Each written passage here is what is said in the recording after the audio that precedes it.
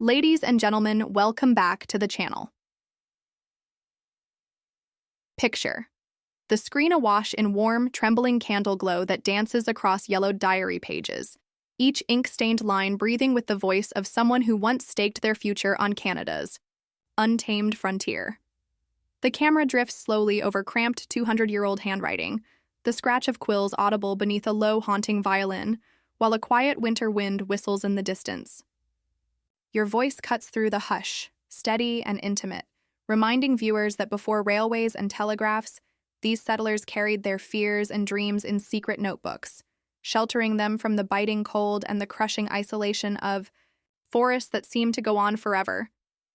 As you read fragments, one mother praying her sick child survives the night, a young man describing frostbite creeping up his boots, an exhausted farmer marveling at an early spring thaw, the screen fades.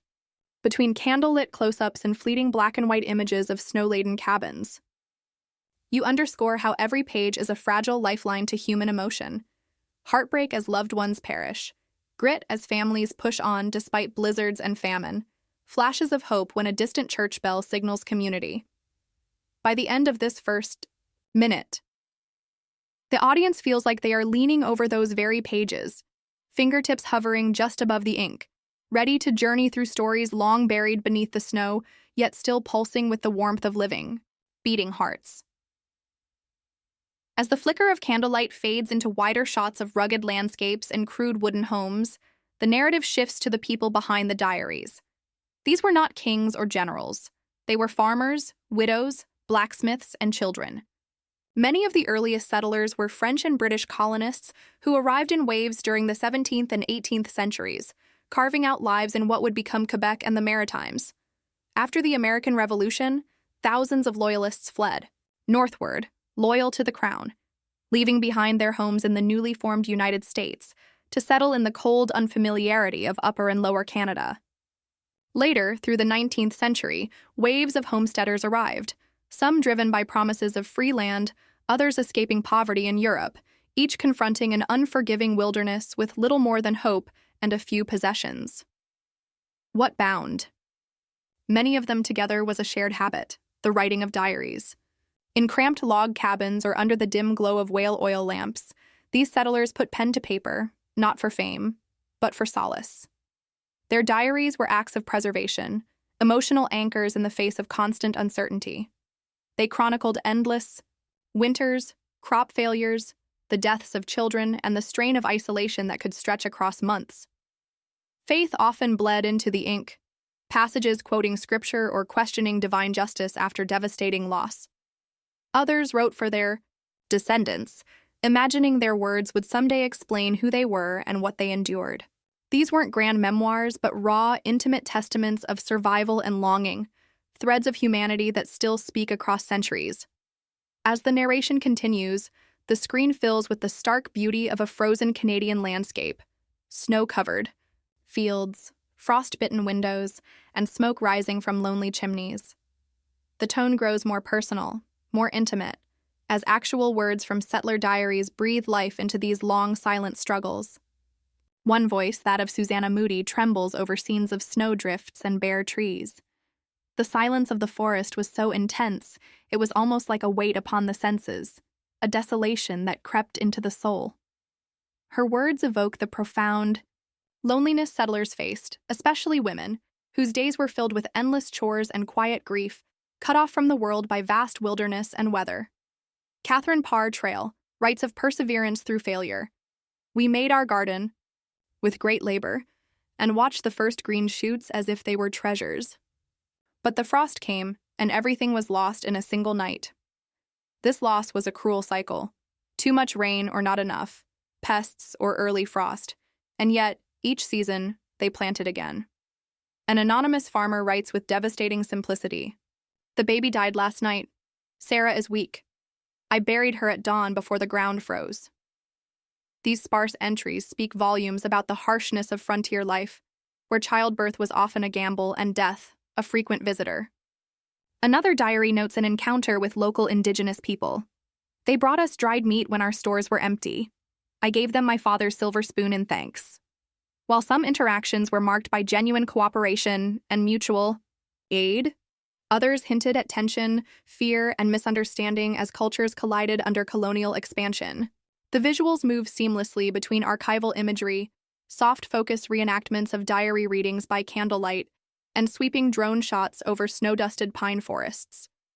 Through these real voices, some fragile, some defiant, the audience begins to grasp the raw humanity behind the Canadian settler story. This wasn't just a struggle to tame the land. It was a daily battle to survive, to remember, and to be remembered. The camera lingers on a pair of worn hands kneading bread in a rough-hewn kitchen, a cradle rocking gently in the background as a blizzard rages outside. The voiceover softens, now centered on the women whose diaries reveal a hidden frontier, the world of domestic survival.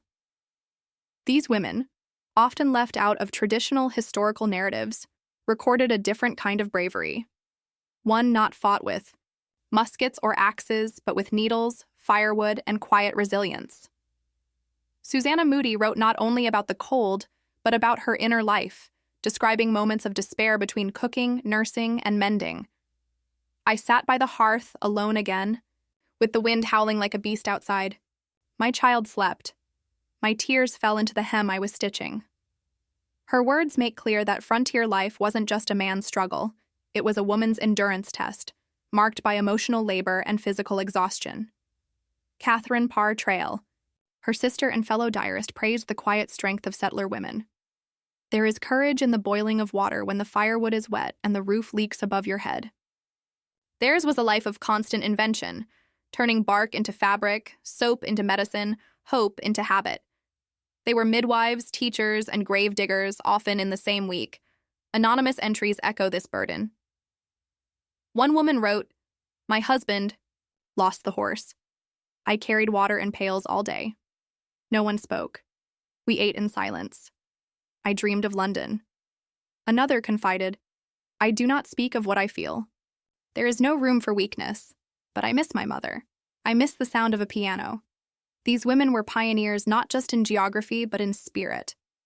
While society cast them as submissive and domestic, their writings defy those roles, revealing philosophers, poets, and survivors beneath bonnets and aprons.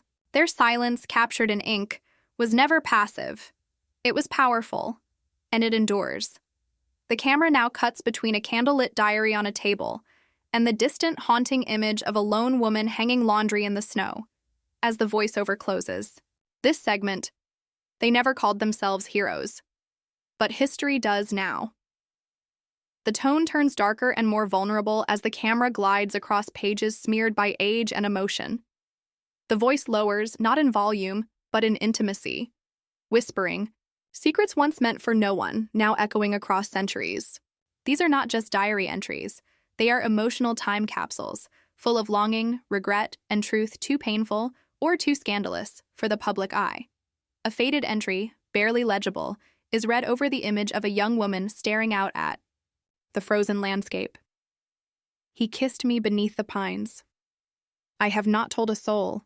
If father knew, he would send me back to England." The audience realizes this is a confession, a forbidden love between a settler's daughter and a man not approved by her family or community. Whether it was class, race, or religion that divided them, the diary doesn't say. It doesn't need to. The ache is enough. Another passage is trembling and broken, written by a mother after the disappearance of her youngest son. "He followed the dog into the woods. We searched until moonrise. I screamed into the trees. The snow is too deep now."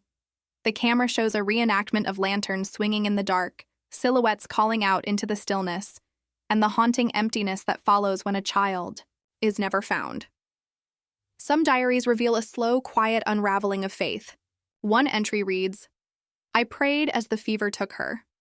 I prayed until she stopped breathing, and then I stopped praying." That single line reveals more than paragraphs ever could, a spiritual fracture that neither church nor community could repair. Other stories were nearly lost to history. Some diaries were deliberately destroyed, burned by descendants ashamed of their contents, or censored by publishers who felt certain truths didn't belong in the public record. And yet a few survived. found in attic trunks, buried in barns, tucked between hymnals in forgotten churches.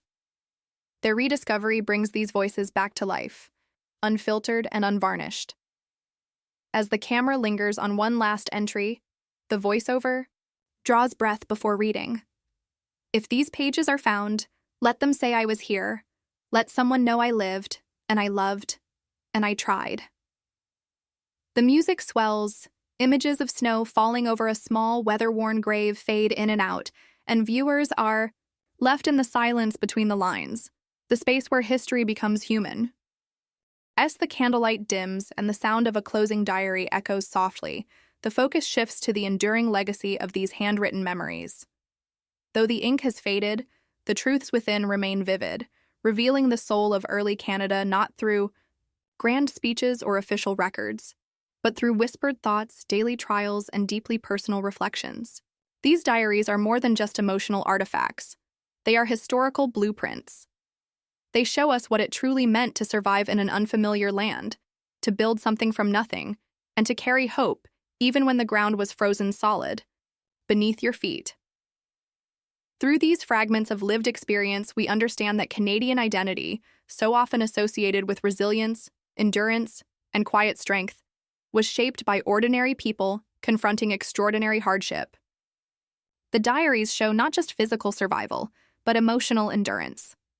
The kind found in faith maintained through loss, love sustained across distances, and courage drawn from community or solitude. Historians rely on these diaries to reconstruct a world that official documents rarely touch. Government records tell us who bought land or paid taxes, but not how a woman felt burying her second child before spring thaw, or how a man's hands trembled while carving a cradle by firelight. Diaries fill in the human story, what people ate, feared, hoped for, and believed. They capture moments of vulnerability and strength, especially among women, whose contributions were so often invisible in the formal record. And perhaps most fascinating, these 18th and 19th century journals are not so different from today's digital confessions. Where settlers once wrote in leather-bound notebooks by candlelight, many now pour their feelings into social media posts or blogs. The tools have changed, but the instinct remains, to preserve emotion, to make meaning of hardship, to say, "This happened to me, and I want to be remembered." In reading their words, we don't just glimpse the past, we mirror it. These diarists, in their isolation, heartbreak, and hope, weren't so different from us. And through their pages, we're reminded that history isn't just about events, it's about people. As the final images fade in, pages fluttering in the wind, a diary gently closed, the candle burning low, the tone becomes contemplative. The voiceover slows, inviting the audience to sit with what they've just heard.